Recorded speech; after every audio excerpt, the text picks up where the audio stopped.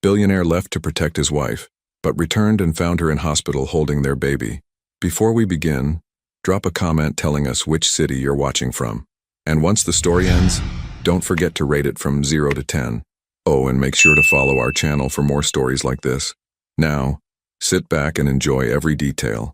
The late afternoon sun cast long shadows across the polished floors of Hayes Medical Technologies' executive suite. Dorian Hayes stood motionless at the floor-to-ceiling windows of his corner office, his broad shoulders tense beneath his charcoal Tom Ford suit. At 39, he commanded respect in every boardroom he entered. 6'2" with an athletic build maintained through early morning runs and weekend tennis matches. His dark hair, perfectly styled with just a hint of silver at the temples, caught the light as he turned his head slightly. Steel gray eyes, usually sharp with business acumen, now held a distant, troubled expression. The medical report lay open on his mahogany desk, its clinical language stark against the warm wood grain. Stage 2 lymphoma. The words seemed to pulse on the page, each letter a small betrayal of the body he'd always trusted to carry him through 18-hour workdays and demanding business negotiations. "Mr. Hayes?" His assistant's voice came through the intercom, professional and concerned. "Mrs." Hayes called again. "She said dinner is at 7 and she's making that salmon dish you love." Dorian's jaw tightened almost imperceptibly. Aurora, his wife of 3 years, with her infectious laugh and the way she wrinkled her nose when she concentrated on her legal briefs. The successful attorney who had built her own practice from scratch, who believed in fighting for justice with the same passion she brought to everything else in her life. The woman who still looked at him like he hung the moon even after all these years. "Tell her I'll be late," he said, his voice steady despite the chaos in his mind. "Important client call." It wasn't entirely a lie. He did have a call scheduled, with Dr. Weber in Munich, the oncologist whose experimental treatment program offered hope that traditional therapies in the States couldn't match. The treatment that would require months away from everything he'd built, everything he loved. He thought of the conversation they'd had just last weekend, lying in their king-sized bed in their Beacon Hill brownstone. Aurora's auburn hair spread across his chest like silk. She'd talked about the nursery they'd designed together, her green eyes bright with dreams of cribs and midnight feedings. "I can already picture little feet running down our hallway," she'd whispered, tracing patterns on his skin with her fingertip. The memory felt like a physical blow now. How could he tell her that those dreams might crumble? That he might not be there to see those little feet, to teach their children to ride bikes or walk them down the aisle someday? How could he watch the light dim in her eyes as his own body betrayed them both? Dr. Harrison's words echoed in his mind from that morning's appointment. "With aggressive treatment, your prognosis is excellent, but I won't lie to you. It's going to be a fight. You'll need all the support you can get." Support. The word tasted bitter. Dorian had built his empire by protecting what mattered most to him. He'd sheltered Aurora from the ugliness of hostile takeovers, from the pressure that came with being married to a billionaire, from every hardship he could possibly shield her from.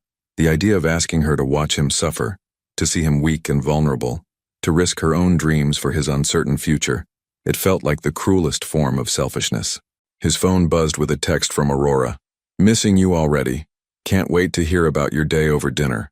Love you endlessly." The message was accompanied by a photo she'd taken that morning, herself in their kitchen, wearing his MIT t-shirt that hung loose on her petite frame, coffee mug in hand, sunlight streaming through the windows behind her. Her smile was radiant, unguarded, full of the future she believed they'd share together. Dorian set the phone down with hands that trembled almost imperceptibly. A plan was already forming in his mind, each step calculated with the same precision he brought to billion-dollar acquisitions. If he could beat this thing in Germany, really beat it, he could come back to her whole, healthy, ready to give her everything she deserved. And if he couldn't, well, at least she'd be free to build the life she'd always dreamed of, without the shadow of his illness hanging over her happiness. He picked up his phone and dialed Dr. Weber's number. When the familiar German accent answered, Dorian's voice was resolute. "Doctor, I'm ready to begin treatment. How soon can you have me in Munich?" As arrangements were made and timelines discussed, Dorian's gaze drifted to the framed photo on his desk. Their wedding day, Aurora laughing as he dipped her during their first dance, her white dress flowing around them like captured starlight. Neither of them could have imagined that love would one day require such an impossible sacrifice. He would leave her everything, the house, the accounts, The security she'd never have to worry about again. He'd craft a lie that would hurt her now but save her from years of potential heartbreak. It was, he told himself, the most loving thing he could do. But as the call ended and silence settled over his office once more, Dorian Hayes, the man who had conquered every challenge the business world could throw at him, felt something he'd never experienced before. The devastating weight of a decision that might destroy the very thing he was trying to protect. What he didn't know was that life had already planted its own surprise, growing quietly within the woman he was preparing to leave behind. A secret that would change everything, even if he wouldn't discover it for months to come. What would you have done in Dorian's position? Told the truth or tried to protect the person you love most? Aurora Castellano Hayes sat at the kitchen island of their Beacon Hill brownstone, her laptop open to a complex contract negotiation, but her attention kept drifting to the untouched salmon dinner growing cold on the marble countertop. The grandfather clock in the hallway chimed 11 times, each note echoing through the house like a countdown to something she couldn't name. At 28, Aurora possessed the kind of beauty that commanded attention without trying. Porcelain skin that flushed easily when she laughed, long auburn hair that caught light like autumn leaves, and emerald eyes that could dissect a legal argument as easily as they could melt Dorian's defenses. Tonight those eyes held worry as she traced the rim of her wine glass with one manicured finger, the deep burgundy liquid untouched. Her phone buzzed, finally, but instead of Dorian's name, it was her law partner, Isabel. Still at the office? Isabel's voice carried concern. You've been working insane hours lately. Just waiting for Dorian, Aurora replied, closing her laptop with a soft snap. Another late night for him. Big client call with Germany, apparently. There was a pause. Aurora, you sound tired. When's the last time you two had a real conversation? The question hit deeper than intended. Aurora thought of the past few weeks. Dorian's distracted silences during dinner, the way he'd started taking calls in his study with the door closed, the subtle but persistent distance she'd attributed to work stress. We're fine, she said, though the words felt hollow even to her. Just busy season. After hanging up, Aurora padded upstairs to their master suite, her bare feet silent on the hardwood floors. The room was exactly as she'd left it that morning. Egyptian cotton sheets still rumpled from sleep, Dorian's cologne lingering in the air, his coffee cup forgotten on the nightstand next to a stack of medical journals she'd assumed were for his company's latest software development. She picked up one of the journals, flipping through pages of oncological research and treatment protocols. Strange reading for a software mogul, but Dorian had always been thorough in understanding the medical field his technology served. The sound of his key in the front door sent relief flooding through her. She hurried downstairs, finding him in the foyer, his normally impeccable appearance slightly disheveled, his tie hung loose, his hair mussed as if he'd been running his hands through it. Hey, she said softly, approaching him with the smile that had first caught his attention at a charity gala 3 years ago. Rough day? Dorian's steel-gray eyes met hers for a moment before looking away. Something like that. His voice carried a weight she'd never heard before, distant and carefully controlled. Aurora reached up to straighten his tie, a gesture as natural as breathing after 3 years of marriage. But Dorian stepped back slightly, the movement so subtle she might have imagined it if not for the cold space it created between them. I saved you dinner, she offered, searching his face for clues to the stranger standing in their foyer. Your favorite. Thought we could eat together and you could tell me about this German client that's keeping you so busy. I'm not hungry. The words came out sharper than intended, and she saw him wince at his own tone. Sorry. It's been a long day. They stood in silence for a moment, the weight of unspoken words filling the space between them. Aurora felt something shifting, like the moment before an earthquake when birds fall silent, and the air itself seems to hold its breath. Dorian, what's going on? She kept her voice gentle, non-threatening. You've been different lately. Distant. If there's something wrong, nothing's wrong. The lie came too quickly, too rehearsed. Just business pressures. You know how it is. But she didn't know. In 3 years together, Dorian had never shut her out like this. He'd shared his fears about quarterly reports, his frustrations with board meetings, his excitement about new innovations. This wall he was building felt foreign and impenetrable. Over the next few days, the distance only grew. Dorian left earlier for work and came home later. Their usual Sunday morning routine of pancakes and newspaper reading became a silent affair, with him scrolling through his phone while she pretended to read the lifestyle section. Even their physical intimacy changed. His kisses felt like goodbyes. His embraces carried a desperate quality that left her more confused than comforted. The breaking point came on a Friday evening. Aurora had planned a romantic dinner, complete with candles and the bottle of wine they'd been saving from their honeymoon in Tuscany. She'd even left work early, something that rarely happened during a major case. Dorian arrived home to find her waiting in an emerald dress that matched her eyes, her hair swept up in the elegant style he'd once said made her look like a movie star from the golden age of Hollywood. "What's all this?" he asked, but there was no warmth in his voice, only wariness. "I thought we could reconnect," she said, moving to embrace him. "It feels like we're ships passing in the night lately." He allowed the embrace but didn't return it, his body rigid against hers. "Aurora, we need to talk." The words every wife dreads. She felt her heart begin to race as they sat across from each other at their dining room table, the romantic setting suddenly feeling like a stage set for a tragedy. "I've been thinking about our future," Dorian began, his businessman's composure firmly in place. "About what we both want from life."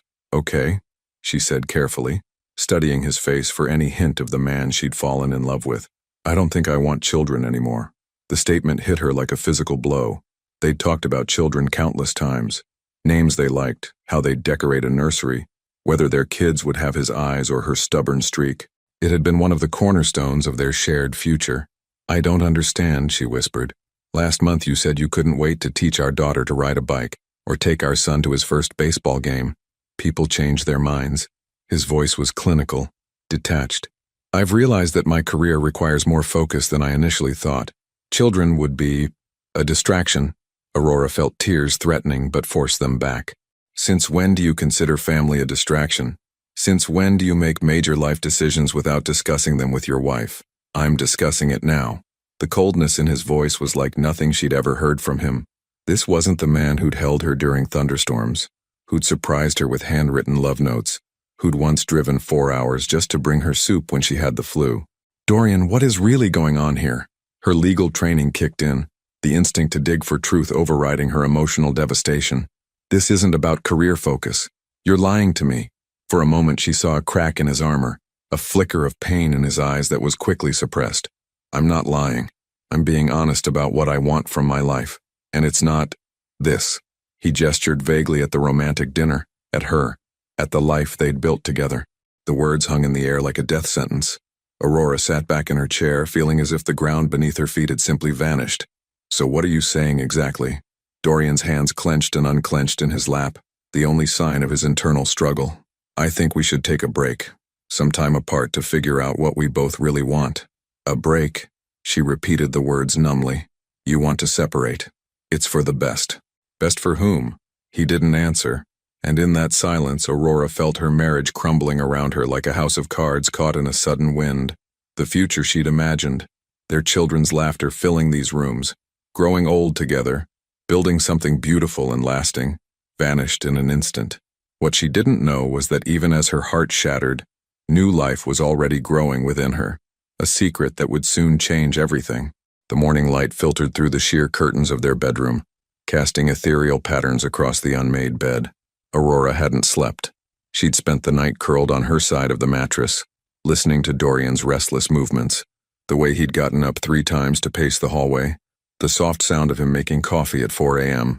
Now she watched him pack, not the casual overnight bag he took on business trips, but the large leather suitcase his mother had given him for their first anniversary.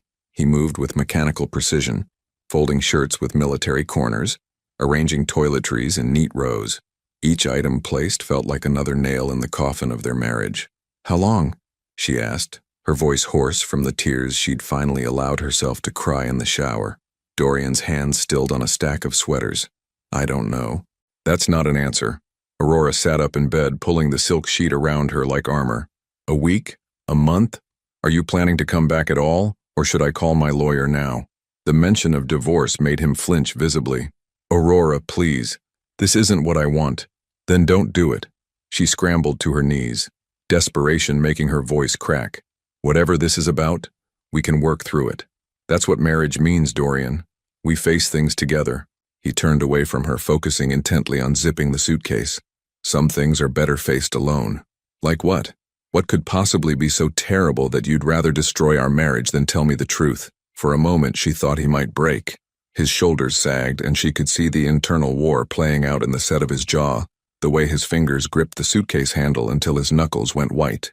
But then the mask slipped back into place, and when he faced her again, his expression was carefully neutral. "I've already transferred money to your account," he said, as if discussing a business transaction. "Enough to cover the house, your expenses, whatever you need. The deed to the brownstone is in your name now. You won't have to worry about anything financial." The clinical nature of his words felt like slaps. "I don't want your money, Dorian. I want my husband back. This is who I am now." Aurora studied his face, the sharp cheekbones she'd traced with her fingertips countless times, the mouth that had whispered promises and declarations of forever, the gray eyes that had once looked at her like she was his entire world. Now those eyes held nothing but carefully constructed emptiness. "I don't believe you," she whispered. "The man I married wouldn't abandon his family like this. He wouldn't run when things got difficult. Maybe you never really knew me at all." The words hit their target with devastating accuracy. Aurora fell back against the pillows, feeling as if he'd reached into her chest and squeezed her heart until it stopped beating.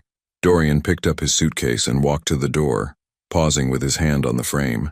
For a heartbeat, Aurora thought he might turn around, might drop the pretense and tell her what was really happening. Instead, he spoke without looking at her. "I'm sorry, Aurora, for all of it."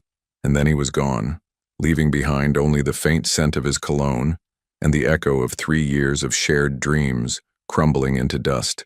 Aurora heard his car start in the driveway, the sound of the engine fading as he drove away from the life they'd built together. She pulled the covers over her head and let herself break completely, sobbing until her chest ached and her throat was raw. The weeks that followed blurred together in a haze of legal consultations, concerned calls from friends, and sleepless nights spent staring at her phone, hoping for a text that never came. Aurora threw herself into work with the single-minded focus of someone trying to outrun their own thoughts. She took on new cases, worked 18-hour days, and ignored the worried looks from Isabel and the rest of her team. It was 3 weeks after Dorian left that her world tilted again. Aurora sat in Dr. Martinez's office, staring at the ultrasound image in her trembling hands. The black and white swirls resolved into something unmistakably human, a tiny form with an oversized head and delicate limbs, floating in the protective darkness of her womb. "Based on the measurements, I'd say you're about 6 weeks along," Dr. Martinez said gently, her kind eyes taking in Aurora's shell-shocked expression. "This would put conception around, let me see." She consulted her calendar. Mid-February? Mid-February. 2 weeks before Dorian's sudden personality change. 2 weeks before their marriage imploded. Aurora's hand moved unconsciously to her still flat stomach, where their child was growing, completely unaware that their father had walked away before he even knew they existed. "Are you all right, dear?" Dr. Martinez asked, noting Aurora's pallor.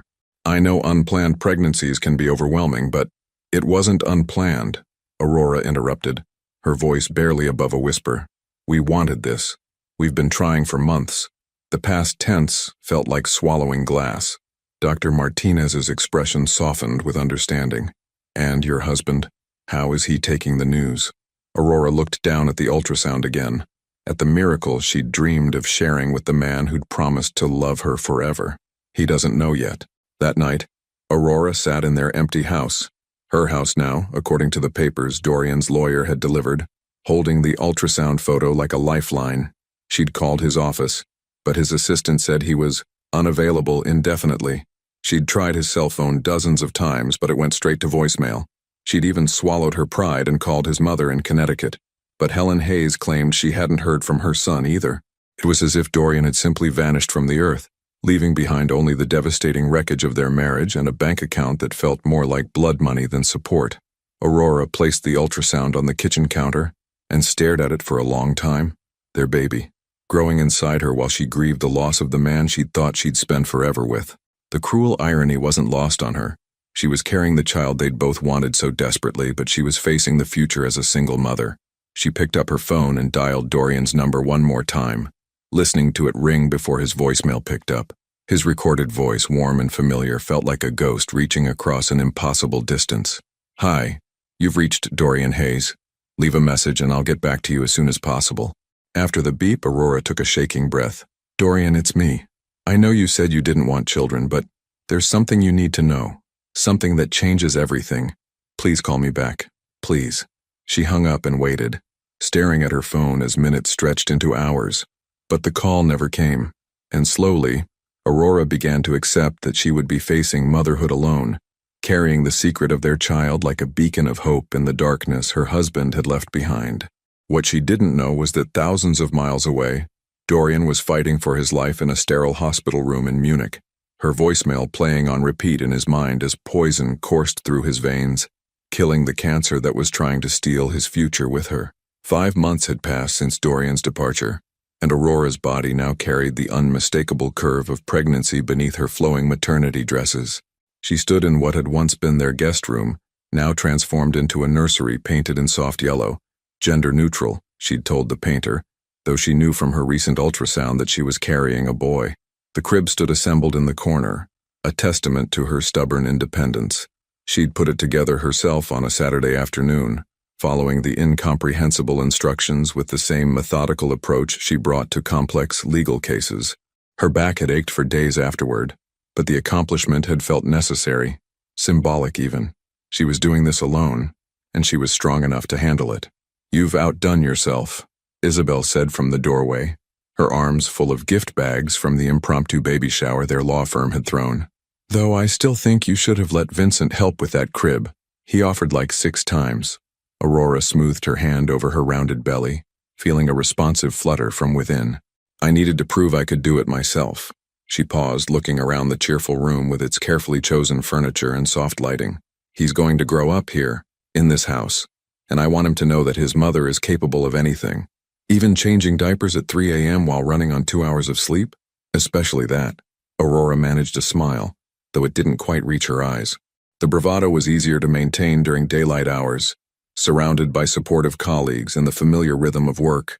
It was the nights that tested her resolve, when the silence of the brownstone pressed against her like a living thing, and she found herself talking to the baby just to fill the emptiness. Isabel set down the gifts and studied her friend's face with the sharp perception that made her an excellent litigator. Any word from him? The question that haunted every conversation, every quiet moment. Aurora shook her head, her hand still resting protectively on her belly. Nothing. It's like he never existed. She'd stopped calling months ago after the 20th unanswered voicemail had made her feel pathetic rather than determined. His lawyer handles everything now. Very professional, very cold. What Aurora didn't say was how she'd hired a private investigator, a discreet man named James Rothschild, who specialized in finding people who didn't want to be found. His report had been frustratingly thin. Dorian had indeed left the country, but beyond that, the trail went cold. It was as if he'd deliberately erased himself from existence. Maybe that's for the best, Isabel offered gently. You're building something beautiful here, for you and the baby. Maybe you don't need him anymore. Aurora nodded because it was easier than explaining the truth, that she still woke up reaching for him, still saved interesting news to share before remembering he wasn't there to hear it, that sometimes, late at night, she'd catch herself planning how to decorate their house for Christmas, thinking in terms of we before reality crashed back over her. 3,000 miles away in a private clinic nestled in the Bavarian countryside, Dorian Hayes stared out at snow-covered mountains while poison dripped into his veins through an IV port. The chemotherapy had stolen his hair, hollowed his cheeks and left him weak as a newborn, but the latest scans showed what Dr. Weber cautiously termed encouraging progress. The tumors have shrunk considerably, the oncologist said, reviewing the imaging results on his tablet. If this trend continues, we're looking at a full recovery. You've responded better to treatment than we dared hope. Dorian closed his eyes, feeling something that might have been relief if it weren't mixed with so much regret. How much longer? Another month, perhaps 2. Then we'll reassess. Dr. Weber's English carried only a slight accent, refined from years of treating international patients. You're fortunate, Mr. Hayes. Not everyone responds this well to our protocols. Fortunate. The word felt hollow in the sterile treatment room where Dorian spent 6 hours every Tuesday and Friday, watching the IV slowly deliver salvation mixed with suffering. He'd thought he was being noble, sparing Aurora the sight of him retching into basins, too weak to shower without help, reduced to a shadow of the man she'd married. Now, Months into treatment with hope finally on the horizon, the nobility felt more like cowardice. His phone, which he'd kept on silent for months, buzzed with a message from Thomas Brennan, the only friend who knew where he was. Thomas had been his roommate at MIT, his best man, the one person Dorian trusted to watch over Aurora from a distance without interfering. "Call me. It's important." Dorian's hands shook slightly, a side effect of the medication as he dialed. Thomas answered on the first ring. "Jesus, Dorian, finally. I've been trying to reach you for hours. I was in treatment." "What's wrong? Is Aurora?" "She's fine. More than fine, actually." Thomas's voice carried a strange mixture of excitement and anger. "Dorian, she's pregnant." The words hit Dorian like a physical blow. He gripped the phone tighter, his knuckles white against the hospital bed rails. "What?" "About 5 months along, from what I can tell. She's showing now, glowing like they say pregnant women do. I saw her at that cafe on Newberry Street last week, the one where you two used to have Sunday brunch. She was with her law partner talking about nursery colors and baby names." Dorian's mind raced, calculating dates, remembering their last night together before everything changed, before he'd received the diagnosis that had driven him to this desperate plan. They'd made love with the desperate passion of two people trying to conceive, and apparently, "Does she know I know?" Dorian's voice came out as a whisper. "Of course not. You made me promise not to interfere, remember? But Christ, Dorian, she's carrying your child. And she's doing it alone because you decided to play martyred hero instead of trusting her to handle the truth." The accusation stung because it was true. Dorian had convinced himself that leaving was the ultimate act of love. But now, imagining Aurora navigating pregnancy alone, he wondered if it had been the ultimate act of selfishness instead. "How does she look?" he asked, hating himself for the question but unable to stop it. Thomas was quiet for a long moment. "Beautiful, tired, strong, like she's carrying the weight of the world but determined not to let it crush her." Another pause. "She looks like a woman who's been abandoned by the person she trusted most." The words were a knife between his ribs. Dorian thought of Aurora in her house, assembling cribs alone and choosing paint colors without input from the man who should have been there for every doctor's appointment, every flutter of movement, every moment of wonder and fear that pregnancy brought. "I'm getting better," Dorian said suddenly. "The treatment is working. Dr. Weber thinks full recovery is possible." "That's wonderful news. Now what are you going to do about it?" Dorian looked around the treatment room, at the IV pole that had been his constant companion, at the window that showed a world he'd removed himself from out of fear and misguided protection. For the first time in months he allowed himself to imagine going home, to imagine Aurora's face when she saw him, to imagine holding his child. "I don't know if she'll forgive me," he admitted. "You'll never know unless you try." "But Dorian," Thomas's voice turned serious, "don't wait too long.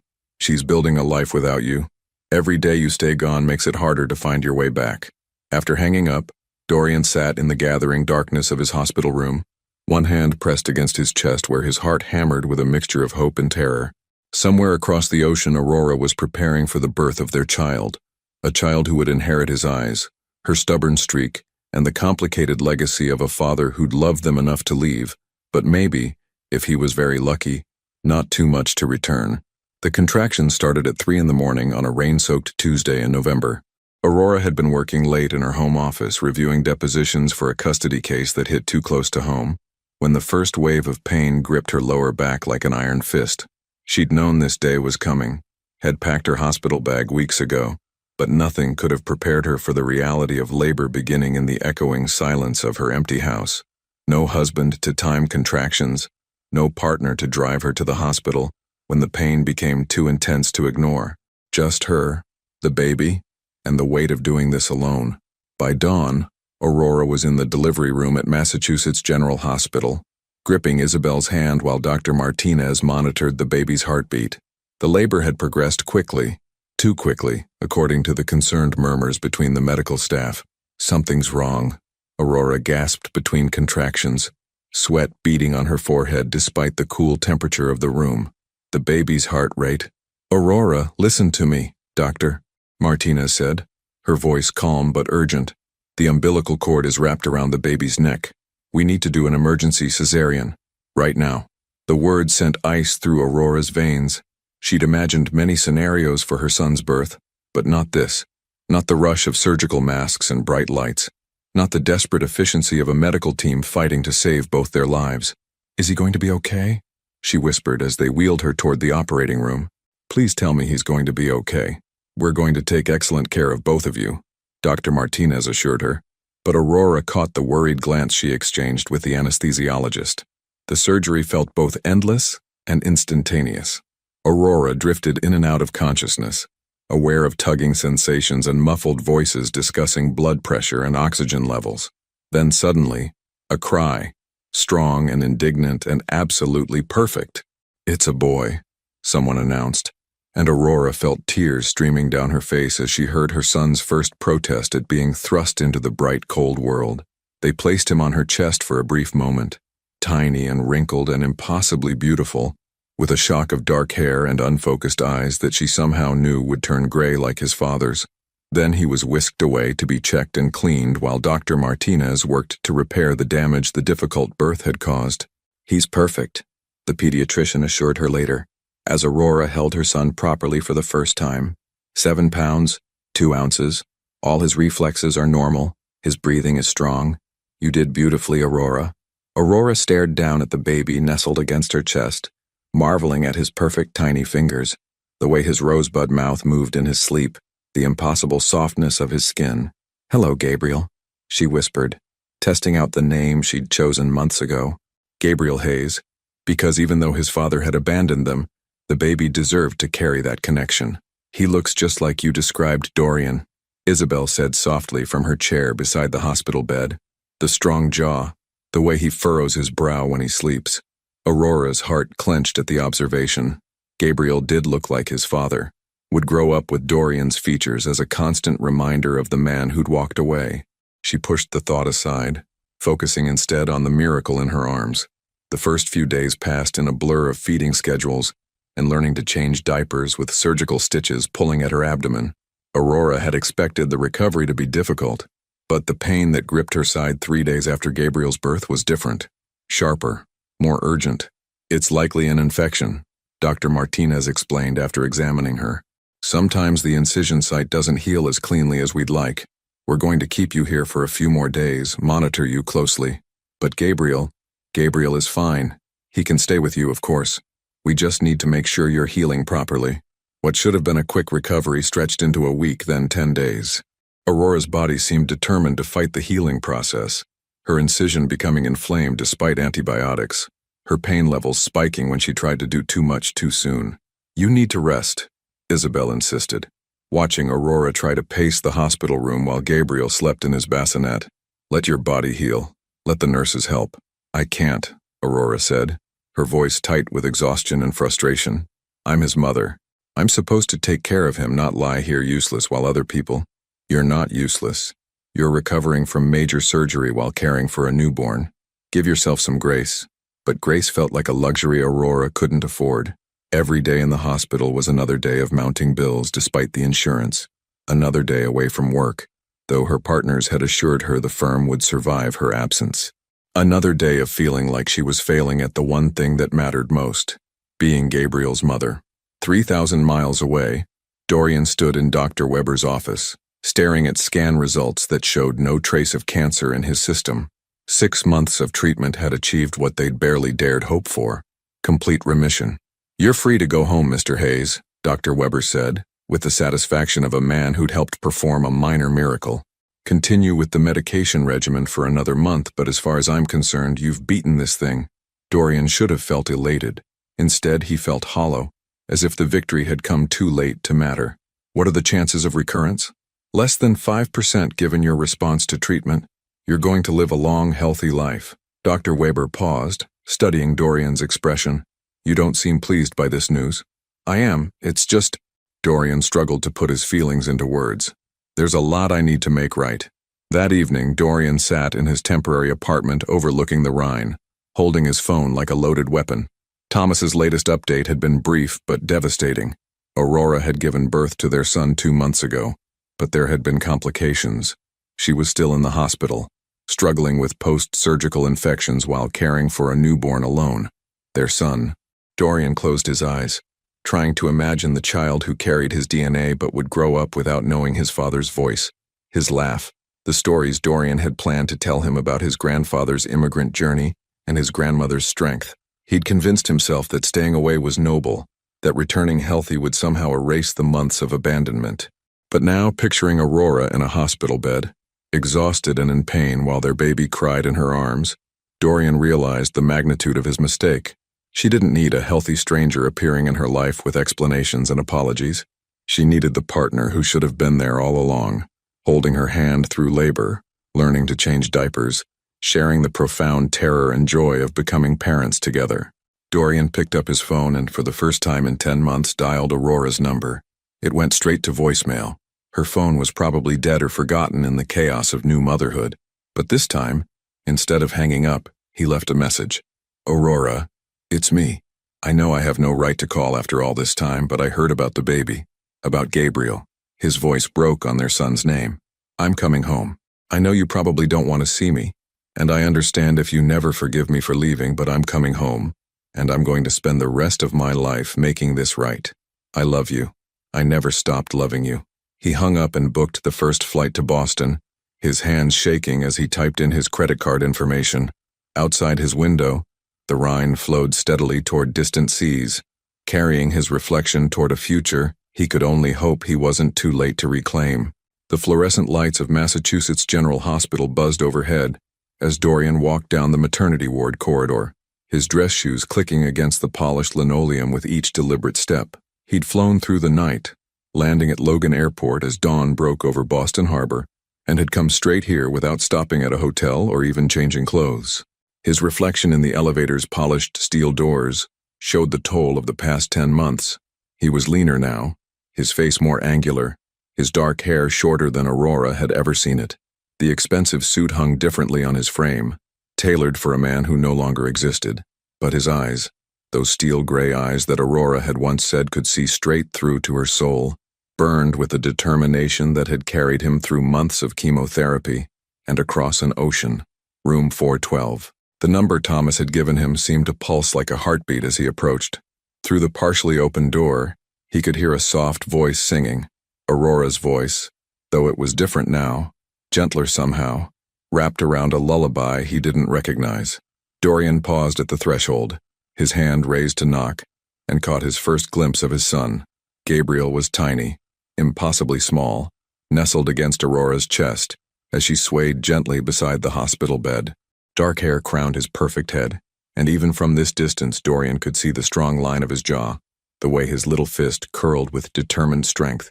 His son, the child he'd dreamed of, feared for, and abandoned before he was even born. Aurora wore a simple hospital gown, her auburn hair pulled back in a messy bun that somehow made her look both exhausted and radiant. There were shadows under her emerald eyes that spoke of sleepless nights and pain medication, but as she looked down at Gabriel, her face held a serenity Dorian had never seen before, the profound peace of a mother completely devoted to her child. For a moment he simply watched them, this perfect tableau of the family he'd walked away from, the family he'd convinced himself he was protecting by leaving. The sight of them together, so complete, so self-contained, made him wonder if he'd been wrong to come back at all. Then Aurora's head turned toward the doorway, perhaps sensing his presence, and their eyes met for the first time in 10 months. The lullaby died on her lips. Gabriel stirred in her arms, making a small sound of protest at the sudden stillness. Aurora's face went through a series of emotions in rapid succession: shock, disbelief, something that might have been hope, and then a wall of protective anger that transformed her features into a mask Dorian didn't recognize. "Hello, Aurora," he said quietly, his voice rougher than he'd intended. She didn't respond immediately, just stood there holding their son, her body positioned as if she might need to shield Gabriel from whatever threat Dorian represented. When she finally spoke, her voice was steady but cold. "You're not supposed to be here." "I know." Dorian stepped into the room, moving slowly, his hands visible and unthreatening. "I know I'm the last person you want to see right now. Actually, you're not even on the list of people I want to see." Aurora's grip on Gabriel tightened protectively. "You gave up that right when you walked out on your pregnant wife." The words hit him like physical blows, but Dorian absorbed them, knowing he deserved far worse. "Aurora, please, let me explain." "Explain?" Her voice rose slightly, causing Gabriel to fuss. She immediately lowered it, but the fury remained. Explain how you decided I wasn't worth fighting for, how you concluded that I was too weak to handle whatever crisis made you run. Or maybe you'd like to explain how you left me to give birth to our son alone while you— What, Dorian? Found yourself? Had a midlife crisis? Decided you preferred a life without responsibilities? Each accusation was a knife twist, made worse by the fact that she was partially right. He had thought her too fragile to handle his illness, had decided unilaterally what she could and couldn't cope with. The arrogance of it, viewed from this sterile hospital room where she'd fought for both their lives while he was an ocean away, was staggering.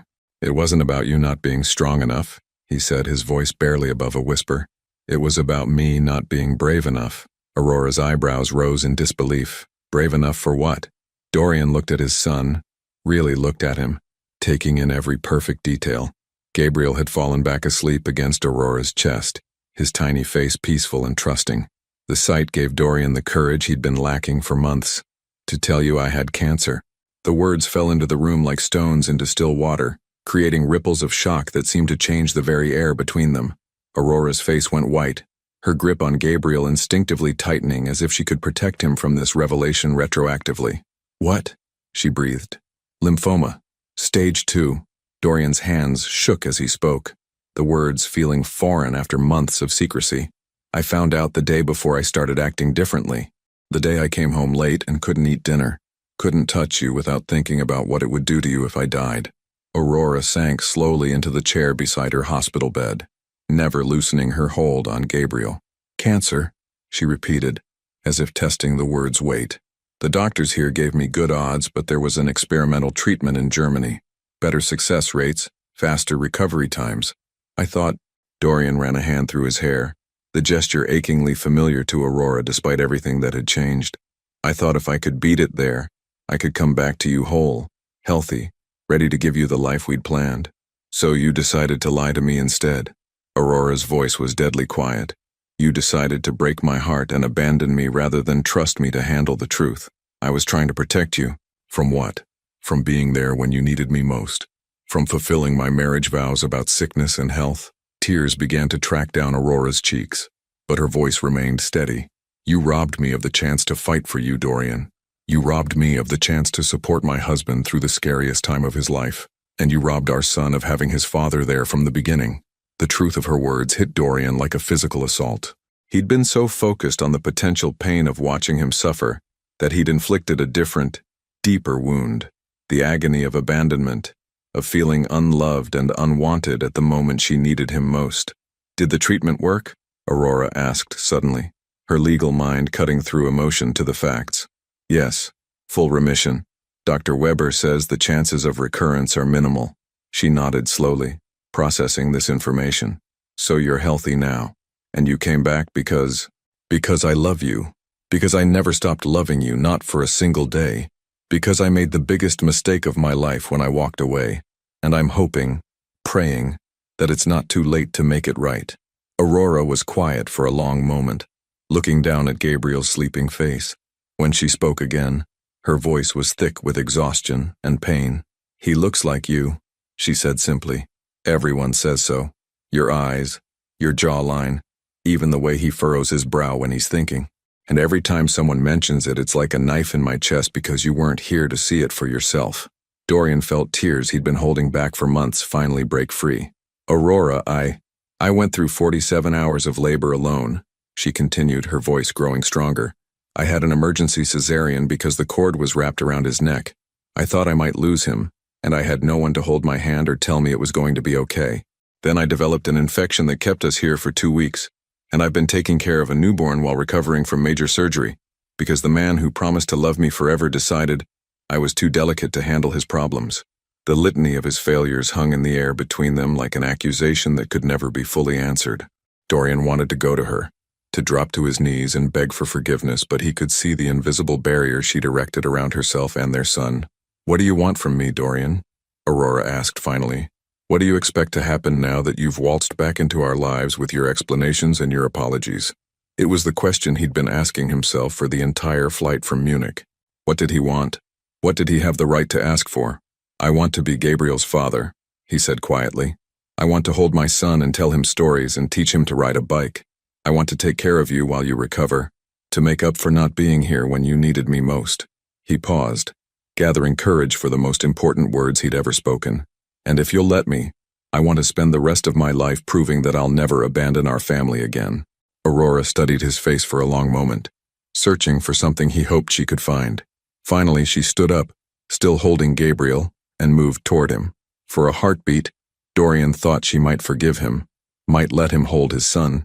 Instead, she stopped just out of reach and spoke words that shattered his heart all over again. "I don't know if I can trust you anymore, Dorian. You made a choice that broke us, and I don't know if we can ever be put back together." The silence that followed Aurora's devastating words stretched between them like a chasm.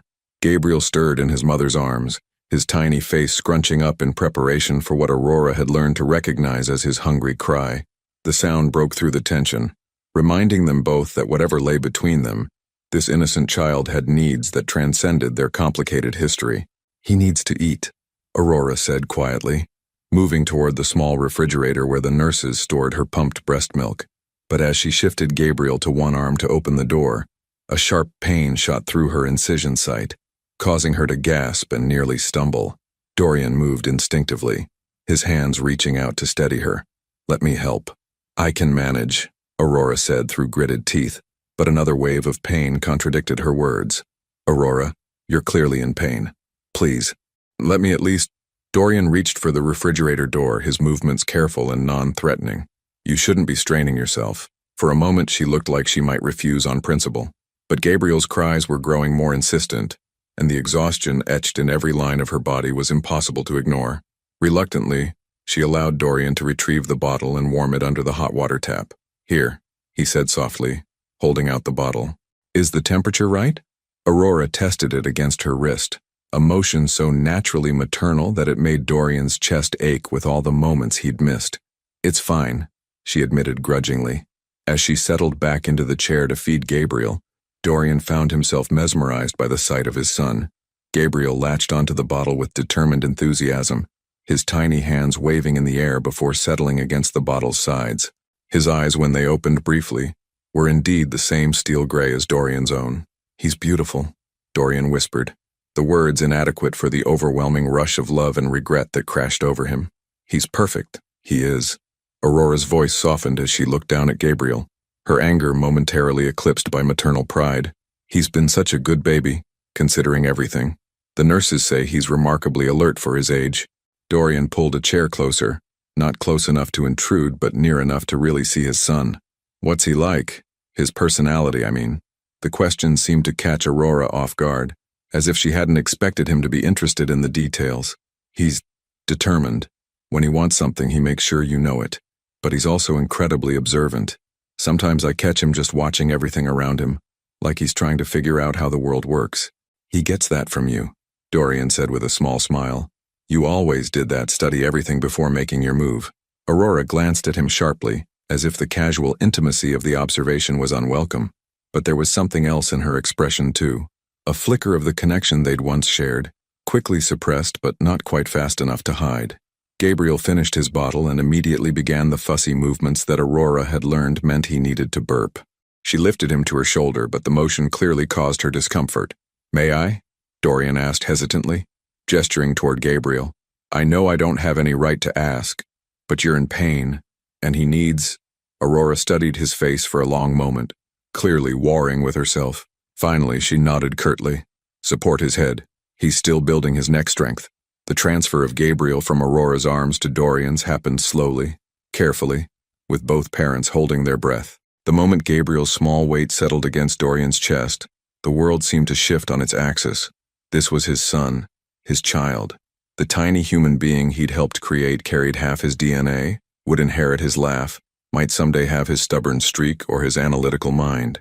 Gabriel squirmed against Dorian's shoulder, then seemed to settle, as if recognizing something familiar in this stranger's touch.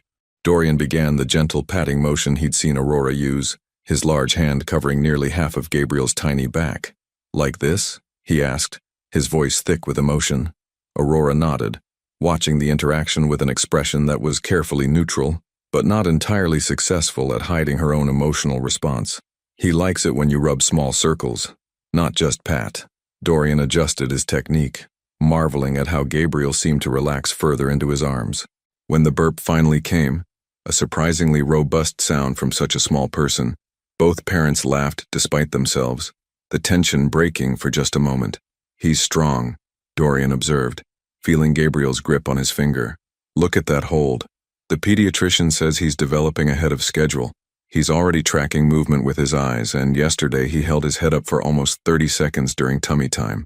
Aurora's pride was evident, the professional accomplishments that had once defined her now secondary to these small, but momentous milestones. Dorian looked down at Gabriel, who had fallen asleep against his shoulder, tiny lips slightly parted in the trusting way of infants. The weight of what he'd missed, the first smile, the first time Gabriel had slept through the night, countless feedings and diaper changes and quiet moments of bonding, settled over him like a physical burden. "I'm sorry," he said quietly, the words directed as much to Gabriel as to Aurora. "I'm so sorry I wasn't here for any of this." Aurora was quiet for a long moment, watching her son sleep peacefully in his father's arms. When she spoke, her voice was carefully controlled but not without compassion. "He needs a father, Dorian. Despite everything that's happened between us, Gabriel deserves to have you in his life, but I need you to understand something." She paused, gathering her thoughts. "Trust isn't just something you can ask for and receive. It has to be earned back piece by piece, choice by choice, and right now, I don't know if you're capable of that kind of commitment." "I am," Dorian said immediately, then caught himself. "I mean, I want to be. I know I have to prove that to you. It's not just about wanting to be, Dorian. It's about being willing to stay when things get difficult. About choosing us even when it's scary or inconvenient or not what you planned." Aurora's voice grew stronger, more certain. "You left once because you thought you were protecting me. What happens the next time you decide you know what's best for our family without consulting me?" The question hung in the air like a challenge. Dorian knew that his answer would set the tone for whatever chance they might have at rebuilding their relationship. "You're right," he said finally. "I made decisions about our life, our family, without giving you a voice in them. I treated you like someone who needed protection instead of like my partner, my equal." He looked down at Gabriel, then back at Aurora. "I can't promise I'll never make mistakes again, but I can promise that I'll never make decisions about our family without you again. No matter how scared I am, no matter what I'm facing." Aurora studied his face, searching for something she wasn't sure she'd find. "Pretty words, Dorian, but words are easy. Actions are what matter." "Then let me show you," he said urgently. "Let me prove to you that I'm not the same man who walked away. Let me earn back your trust day by day, decision by decision." Aurora was quiet for a long time, her gaze moving between Dorian's face and Gabriel's sleeping form. Finally she spoke, her voice barely above a whisper. "I'm being discharged tomorrow. The infection has cleared enough that I can recover at home." She paused, clearly struggling with what she was about to say. "If you want to be Gabriel's father, you can visit. Supervised visits during the day while I'm there." It wasn't forgiveness, and it wasn't reconciliation, but it was a chance, a small, tentative opening in the wall she'd built around her heart. Dorian felt something that might have been hope unfurl in his chest. "Thank you," he said simply, meaning it with every fiber of his being. "Don't thank me yet," Aurora replied, taking Gabriel back from his arms with practiced ease. "Proving you've changed is going to be a lot harder than talking about it." As Dorian watched her settle Gabriel back into his bassinet, he realized she was absolutely right. But for the first time since he'd received his diagnosis nearly a year ago, he felt truly ready for the fight ahead. 3 weeks had passed since Aurora returned home from the hospital, and Dorian had kept his word about the supervised visits. Every morning at 10, he arrived at the brownstone with coffee from Aurora's favorite cafe on Newbury Street, the same place where Thomas had spotted her during her pregnancy, and spent 2 hours learning to be Gabriel's father under Aurora's watchful eye. Aurora had expected awkwardness, perhaps even incompetence from a man who'd built his fortune in boardrooms rather than nurseries. Instead, she found herself watching Dorian transform into someone she barely recognized. Patient where he'd once been demanding, gentle where he'd once been forceful, completely focused on Gabriel's needs rather than his own discomfort with the unfamiliar. "You're getting good at that," Aurora observed from her position on the living room sofa, where she was finally able to sit comfortably without wincing. She watched Dorian change Gabriel's diaper with the methodical precision he'd once applied to complex business negotiations. "YouTube University," Dorian admitted with a self-deprecating smile, fastening the diaper tabs with careful attention to symmetry. I've watched approximately 47 videos on infant care in the past month. Did you know there's an entire debate about whether you should wipe front to back or in circles? Despite herself, Aurora felt her lips twitch with the ghost of a smile. What did you conclude? Front to back, obviously. You always said I was good at research. He lifted Gabriel from the changing table, supporting his head with the natural ease that had surprised them both. Though I have to admit, the theory is much simpler than the practice when you have a target that moves and aims. This time Aurora did smile, a real one that reached her eyes for the first time since he'd returned. Dorian felt something in his chest loosen at the sight. Hope, maybe, or the memory of how they used to be able to make each other laugh. Gabriel, as if sensing the lighter mood, chose that moment to spit up directly onto Dorian's expensive cashmere sweater. Instead of the frustrated reaction Aurora half expected, Dorian simply reached for the burp cloth he'd learned to keep perpetually within reach. Good timing, buddy, he said mildly, cleaning Gabriel's face with gentle strokes. Remind me to change before my board meeting this afternoon. You have a board meeting? Aurora asked, something that might have been concern flickering across her face. Don't you need to prepare?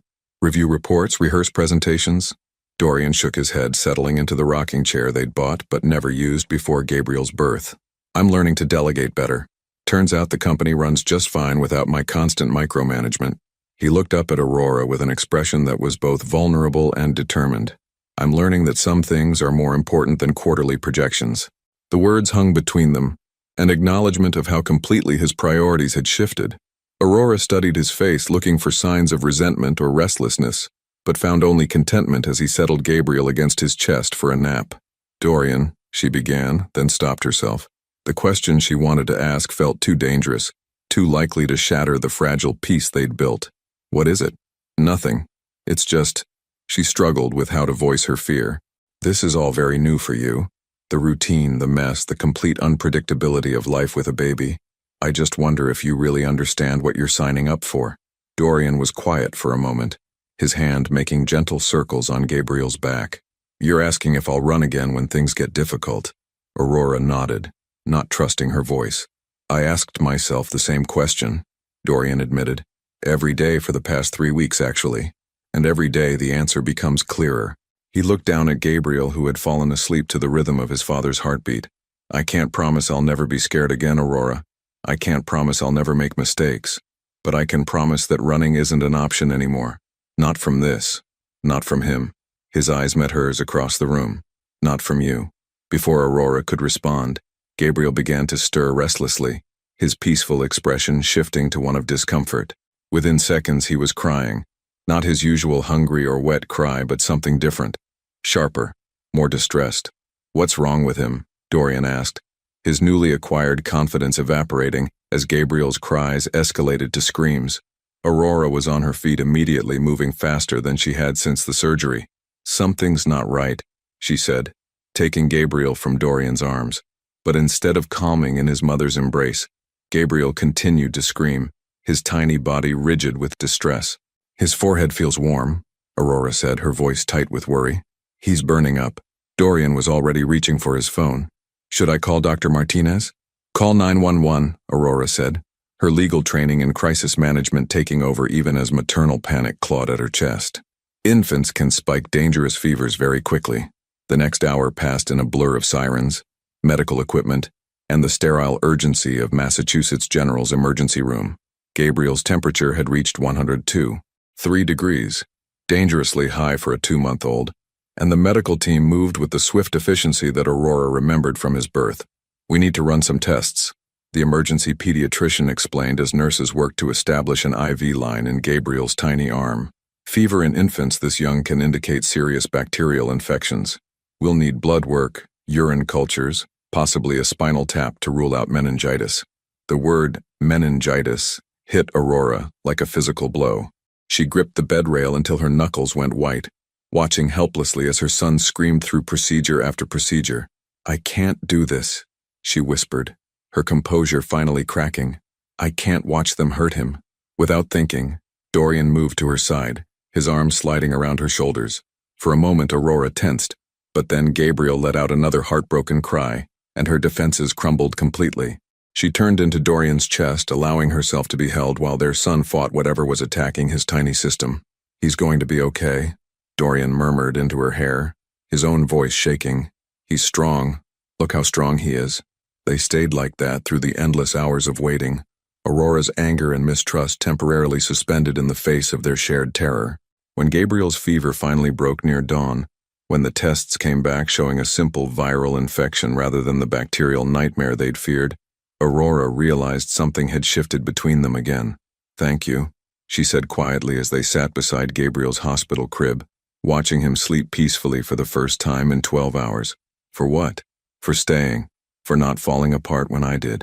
For being exactly what Gabriel needed." She paused, her voice dropping to barely above a whisper. "For being exactly what I needed." Dorian reached across the space between their chairs and took her hand. This time, she didn't pull away. "I meant what I said before," he told her. "I'm not going anywhere. Whatever comes next. Sleepless nights, teething, temper tantrums, teenage rebellion. I'm staying." Aurora studied their joined hands, then looked up at his face. For the first time since he'd walked back into her life, she allowed herself to see not the man who had abandoned her, but the man who had spent the last 18 hours proving he was someone different entirely. "I'm still scared," she admitted. "So am I," Dorian replied. "But maybe we can be scared together this time." In the pale morning light filtering through the hospital windows, with their son breathing steadily beside them and their hands clasped between their chairs, it felt like the beginning of something new. Not a return to what they'd lost, but the tentative first steps toward what they might become. 2 months had passed since Gabriel's fever scare, and the rhythm of their unconventional family had evolved into something neither Aurora nor Dorian had expected. What began as supervised visits had gradually expanded, Dorian staying for lunch, helping with bedtime routines, even spending entire Saturdays learning to navigate the delicate balance of infant care and Aurora's continued recovery. On this particular evening, Aurora found herself watching Dorian read to Gabriel from the leather-bound copy of Goodnight Moon his mother had sent from Connecticut. Gabriel, now 4 months old and increasingly alert, seemed mesmerized by his father's deep voice, his tiny hands reaching toward the colorful illustrations. In the great green room, there was a telephone and a red balloon. Dorian read, his voice soft and rhythmic. He'd long since abandoned the stiff formality that had once defined him, trading expensive suits for jeans and sweaters that could survive inevitable spit-up incidents. Aurora curled deeper into the corner of the sofa, a cup of tea warming her hands as she observed this scene that had become precious in its ordinary beauty. The man reading to their son bore little resemblance to the distant stranger who had walked out of their marriage 11 months ago.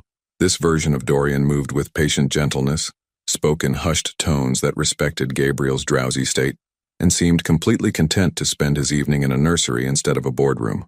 "Good night, stars, good night, air, good night, noises everywhere," Dorian finished, closing the book softly.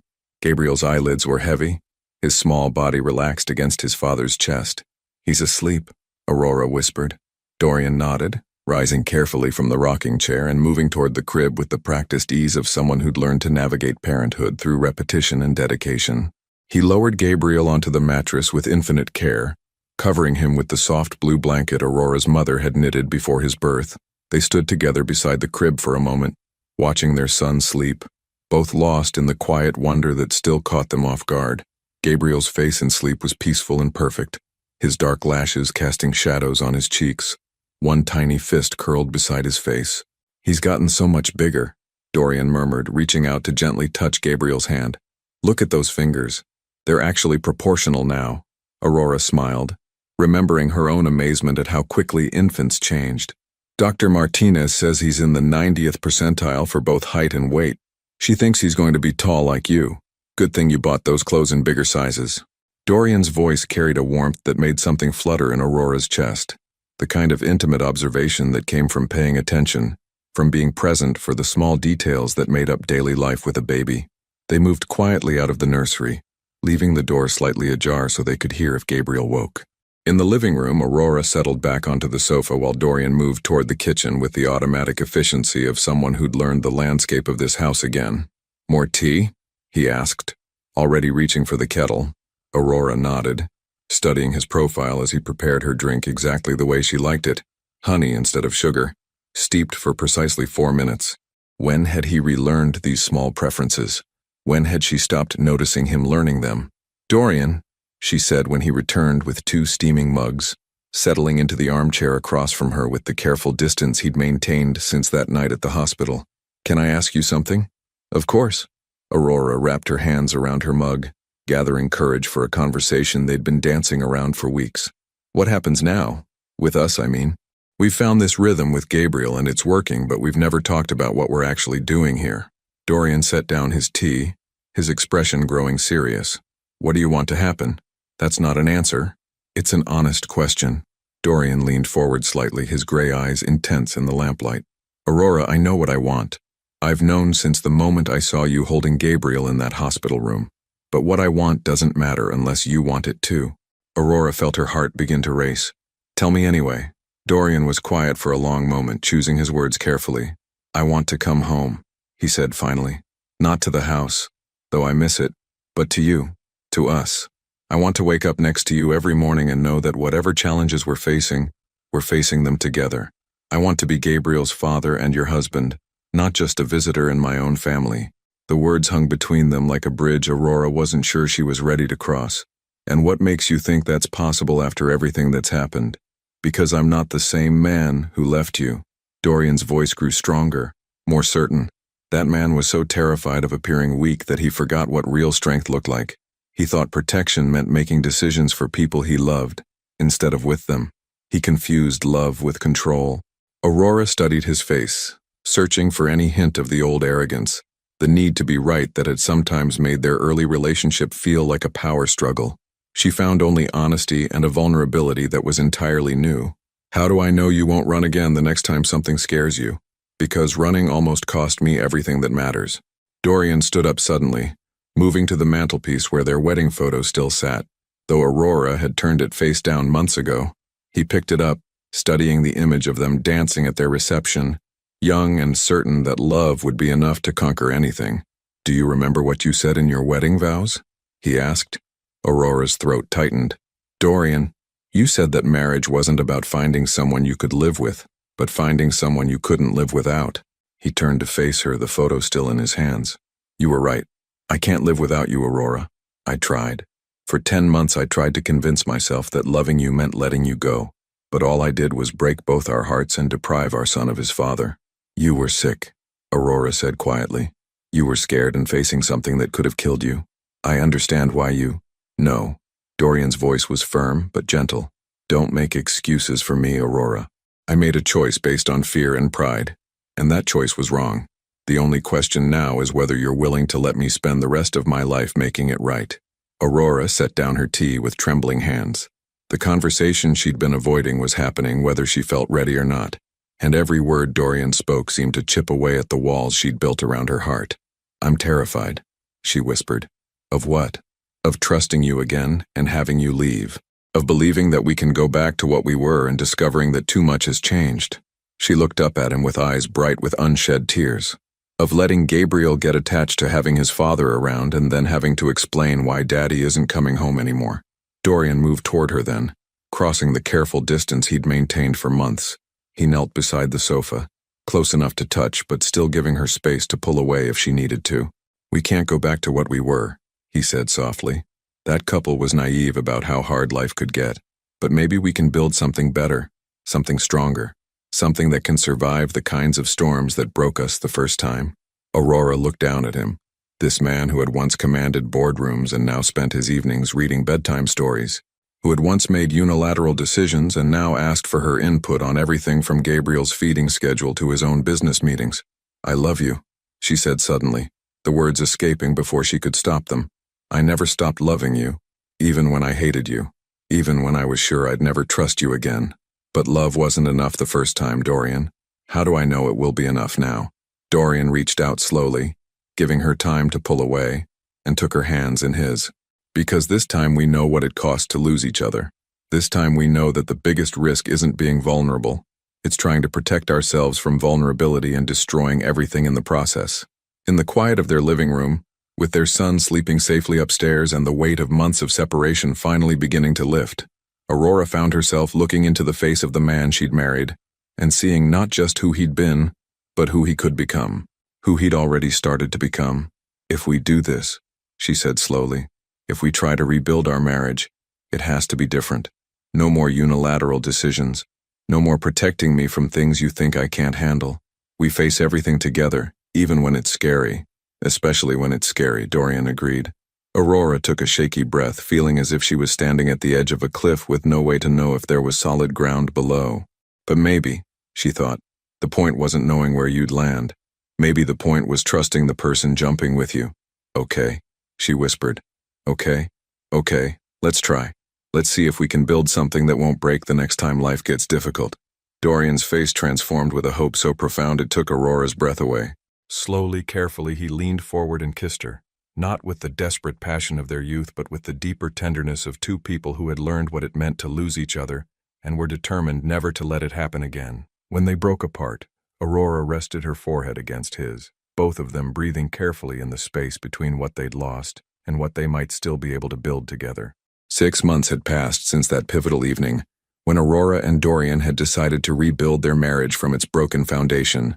Gabriel was now 10 months old, crawling with determined enthusiasm throughout the brownstone, and pulling himself up on furniture with the fearless confidence that made both parents simultaneously proud and terrified. Dorian had officially moved back home 3 months ago, but they'd approached their reunion with the careful deliberation of architects designing a building meant to withstand earthquakes. Separate bedrooms at first, shared meals and parenting duties, long conversations that stretched into the night as they learned to trust each other again with their fears, their hopes, their daily frustrations and small victories. Tonight, Aurora sat in their bedroom again as of 2 weeks ago, watching Dorian pack for what should have been a routine business trip to Seattle. But nothing felt routine about the way her stomach clenched with familiar anxiety as she watched him fold shirts with military precision.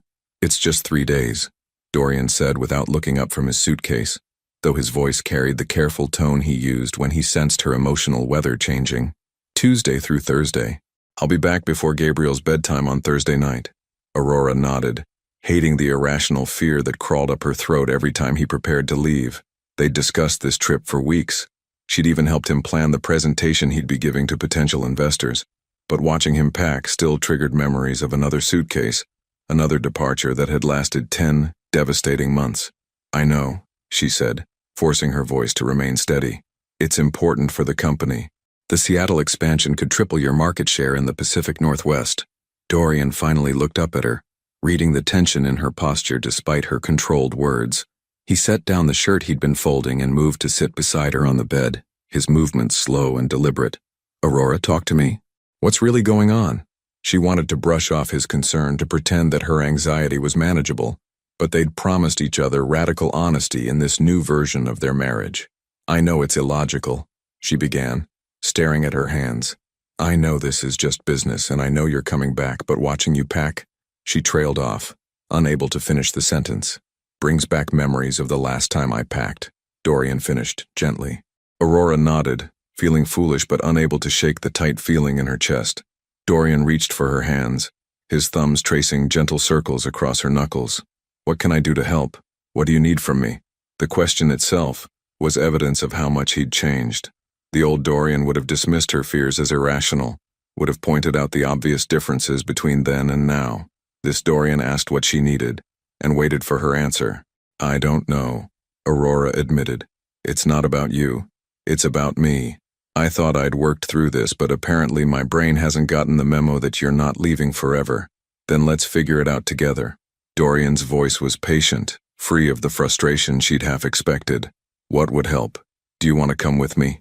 I could arrange childcare for Gabriel. Make it a family trip. No. Aurora shook her head quickly. I have the Morrison custody hearing on Wednesday. I can't leave. Then what, phone calls, video chats? I could call every few hours. Dorian. Aurora looked up at him, seeing the genuine concern in his gray eyes. You don't have to manage my anxiety for me.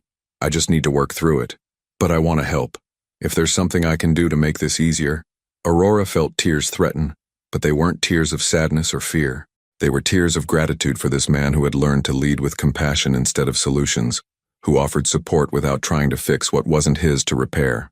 Just come back, she whispered. That's all I need. Just keep your promise and come home to us. Aurora. Dorian's voice was fierce with certainty. I will always come home to you. Even if the plane is delayed, even if the meetings run long, even if Seattle falls into the ocean, I will always find my way back to you and Gabriel. Before Aurora could respond, the baby monitor on their nightstand crackled with the sound of Gabriel stirring in his crib. His sleep schedule had been erratic lately, a combination of teething and the cognitive leaps that his pediatrician assured them were normal but exhausting. I'll get him, Dorian said, but Aurora was already standing. Let me. I could use the distraction. They found Gabriel standing in his crib, gripping the rails with both hands and bouncing slightly on his feet. His face lit up when he saw them, a gummy smile spreading across his features despite the fact that it was nearly midnight. Someone's not tired, Aurora observed, lifting Gabriel from the crib. He immediately began babbling in the musical nonsense language he'd recently discovered, his chubby hands patting her cheeks with delighted enthusiasm. Da-da-da-da, Gabriel announced suddenly, his eyes focused on Dorian with unmistakable intent. Both parents froze. Gabriel had been making various sounds for weeks, but this was different, deliberate, directed. Did he just? Aurora began. Da-da, Gabriel repeated, reaching his arms toward Dorian with the universal gesture of a child who wanted to be held. Dorian's face transformed with wonder and disbelief. He said Dada. He actually said Dada. Aurora felt her throat tighten with emotion as she transferred Gabriel to Dorian's arms. Their son immediately settled against his father's chest, continuing his babbled commentary while patting Dorian's face with the same affectionate enthusiasm he'd shown her. Da-da-da-da, Gabriel said again as if testing the sound and finding it satisfactory. That's right, buddy, Dorian said, his voice rough with emotion. I'm your Dada, and I'm never going to leave you again. The promise was spoken to Gabriel, but Aurora heard it as clearly as if it had been directed at her.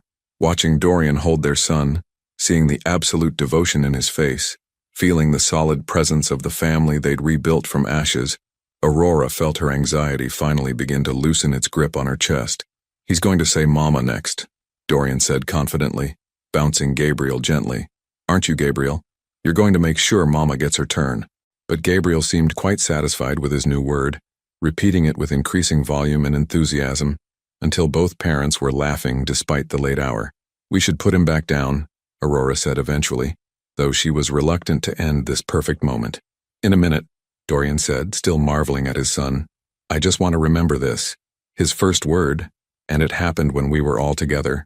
Aurora studied Dorian's face in the soft glow of the nursery nightlight, seeing not just the man who would leave for Seattle in the morning, but the father who had already proven he would move mountains to come home to his family, the husband who had learned that love meant staying, especially when staying was hard.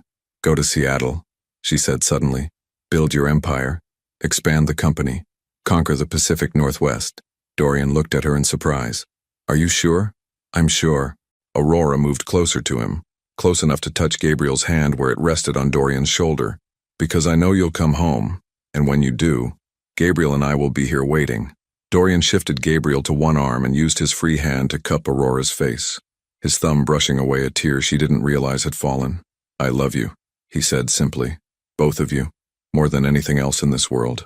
We love you too, Aurora replied, the words carrying the weight of forgiveness, trust, and a future built on the solid foundation of lessons learned through heartbreak. In the quiet of Gabriel's nursery, surrounded by the evidence of the life they'd created together, Aurora finally understood that some things were worth the risk of believing in again. Some people were worth the terrifying leap of faith that trust required. And as Dorian kissed her forehead while their son babbled contentedly in his arms, Aurora knew with absolute certainty that this time, they were going to make it. Not because love was easy, but because they'd finally learned that the strongest love was the kind that chose to stay and fight for each other, even when staying was the scariest thing in the world. Da, da, da, da, Gabriel said one more time, as if offering his blessing on the future his parents were brave enough to build together. 2 years later, the late afternoon sun streamed through the windows of the brownstones' renovated kitchen, casting golden light across the flour-dusted countertops where Aurora and almost 3-year-old Gabriel were attempting to make cookies. Gabriel stood on his stepstool, his dark hair, so much like his father's, falling into his eyes as he concentrated on stirring the bowl with more enthusiasm than technique. Mama, vanilla, Gabriel announced, holding up the empty vanilla bottle with the triumph of someone who had successfully completed a monumental task. That's right, baby, Aurora said, unable to suppress her smile at his pronunciation. We added vanilla. What comes next? Gabriel scrunched his face in the serious expression he'd inherited from Dorian, clearly thinking hard. Choc chips? Chocolate chips, Aurora confirmed, handing him the bag. But just a little bit, okay? We don't want them to overflow. The instruction was immediately ignored as Gabriel upended half the bag into the bowl, chocolate chips scattering across the counter and floor. Aurora laughed despite herself, thinking of how the old version of herself would have stressed about the mess, about getting everything perfect. This version of herself, older, wiser, softened by the kind of joy that came from surviving the worst and choosing to embrace the beautiful chaos of family life, simply grabbed a handful of the scattered chips and tossed them playfully at Gabriel. Mama, silly. Gabriel giggled, chocolate smeared across his cheek. The sound of the front door opening was followed by familiar footsteps and Dorian's voice calling out, I'm home, and I brought reinforcements. Aurora heard multiple sets of footsteps, followed by the excited chatter of what sounded like several people. She wiped her hands on her apron, lifting Gabriel from his step stool just as Dorian appeared in the kitchen doorway, followed by Thomas and his wife Diana, along with Isabel and her new boyfriend Vincent. Surprise, Dorian said with the grin that still made Aurora's heart skip beats. I thought we could use some help with Gabriel's birthday party prep tomorrow. Dada! Gabriel launched himself from Aurora's arms toward Dorian, who caught him with practiced ease despite the fact that their son had grown considerably in the past 2 years. Gabriel was tall for his age, Dr. Martinez predicted he'd easily reach 6 feet like his father, with Dorian's sharp intelligence and Aurora's stubborn determination. Hey there, buddy, Dorian said, spinning Gabriel around until he shrieked with laughter. Are you helping Mama make cookies? Made mess, Gabriel announced proudly, pointing at the chocolate chip disaster zone. I can see that, Dorian said solemnly. Very impressive mess-making skills. Aurora watched the interaction with the warm contentment that had become her default emotional state. The past 2 years hadn't been without challenges. Gabriel's terrible twos were living up to their reputation. Dorian's company had weathered a difficult merger, and Aurora had taken on a partnership track at her firm that demanded long hours and complex cases. But every challenge had been met together, with the kind of partnership that could only come from 2 people who had learned the hard way what they could lose if they took each other for granted. Aurora, you look amazing, Diana said, embracing her friend carefully to avoid the flower handprints. Pregnancy suits you. Aurora instinctively moved her hand to the small bump that was just beginning to show beneath her loose sweater. At 4 months pregnant, she was past the worst of the morning sickness, but not yet at the stage where strangers would notice. This pregnancy felt different from her first, anticipated rather than discovered, planned and celebrated rather than faced alone. Thank you, Aurora said, glancing at Dorian over Gabriel's head. We're excited. Gabriel's going to be a big brother. Big brother, Gabriel repeated, though Aurora wasn't entirely sure he understood what that meant beyond the fact that it was apparently something worth celebrating. Dorian had insisted on being present for every doctor's appointment this time, had researched pregnancy nutrition with the same intensity he once brought to hostile takeovers, and had already started reading parenting books about sibling dynamics. The contrast between this pregnancy and Gabriel's couldn't have been more stark, and Aurora found herself grateful every day for the man Dorian had become. When are you due? Isabel asked, settling onto one of the kitchen stools. Early September, Aurora replied. Dr. Martinez says everything looks perfect. Strong heartbeat, good growth measurements. Do you know what you're having? Thomas asked, accepting the beer Dorian handed him. Aurora and Dorian exchanged a look, the kind of wordless communication that came from years of learning to truly see each other. A girl, Dorian said softly, his voice carrying a wonder that made Aurora's heart flutter. We're having a daughter. The announcement was met with cheers and congratulations, but Aurora found herself watching Dorian's face, remembering the moment 3 weeks ago when the ultrasound technician had confirmed what they'd both secretly hoped for. Dorian had cried, actually cried, right there in the doctor's office, overwhelmed by the thought of having a daughter to protect and cherish and teach about her own strength. What are you going to name her? Diana asked. Hope, Aurora said immediately. The name had come to them both without discussion, perfect in its simplicity and meaning. Hope, Elizabeth Hayes. Hope, Isabel repeated softly. That's beautiful. As their friends settled into the comfortable chaos of family dinner preparation, Aurora found herself standing at the kitchen island, watching Dorian help Gabriel wash chocolate off his hands. while simultaneously coordinating with Thomas about tomorrow's party plans. Their daughter moved gently beneath her hand, a reminder of the new life they were creating together. Not just the baby, but the family, the marriage, the future they were building one deliberate choice at a time. Dorian caught her watching him and crossed to her side, his arm sliding around her waist with the natural ease of a man who no longer had to ask permission to touch his wife. "What are you thinking about?" he asked, pressing a soft kiss to her temple. "Everything," Aurora replied honestly. "How different things are now, how much we've changed, how much we've grown. Do you miss it, the way we used to be?" Aurora considered the question seriously. The younger version of themselves had been passionate but naive, certain that love would be enough to conquer anything life threw at them. This version was wiser, more deliberate, scarred but stronger. "No," she said finally. "I wouldn't trade who we are now for who we used to be. We're better parents, better partners, better people because of everything we've been through." Dorian's arm tightened around her. "Even the hard parts?" "Especially the hard parts." Aurora leaned into him, feeling the solid strength that had carried them through their darkest moments and into this golden afternoon surrounded by friends and family and the beautiful chaos of a life well lived. "The hard parts taught us what really matters." Gabriel's laughter from across the kitchen drew their attention. He was attempting to help Thomas set the table, his chubby hands carefully placing napkins with the serious concentration of someone entrusted with an important job. At 2.5, he was curious and fearless and absolutely certain that he was loved unconditionally by both his parents, a certainty that Aurora and Dorian were determined to protect for the rest of his life. "Mama, Dada," Gabriel called out suddenly. "Come help!" Aurora and Dorian exchanged another look, this one full of the quiet joy that came from being needed, from being part of something bigger than themselves. "We're coming, baby," Aurora called back. As they moved toward their son, toward their friends, toward the dinner table that would soon be filled with laughter and conversation, and the kind of memories that made a house into a home, Aurora felt the profound gratitude that had become her constant companion.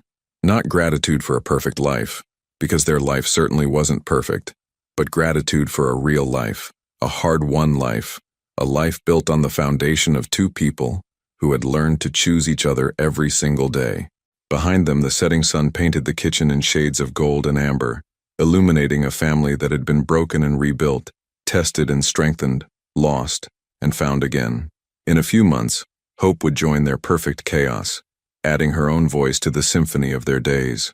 And in the warmth of that kitchen, surrounded by the people who mattered most, Aurora Hayes knew with absolute certainty that every heartbreak, every tear, every moment of doubt had been worth it to arrive at this exact place, at this exact moment, with this exact family. Some love stories ended with happily ever after, but the best ones, Aurora had learned, ended with happily ever working at it. And that, she thought, as Gabriel's laughter filled the air and Dorian's hand found hers, was so much better than any fairy tale. Would you have found the courage to rebuild after such devastating betrayal? Or would you have chosen to start fresh with someone new? Your participation means a lot to the channel. Please share your thoughts in the comments. Thank you for watching. If you enjoyed the story, please subscribe to our channel and leave a comment below letting us know what you thought. Your feedback and support mean a lot to us. Stay tuned for more exciting stories.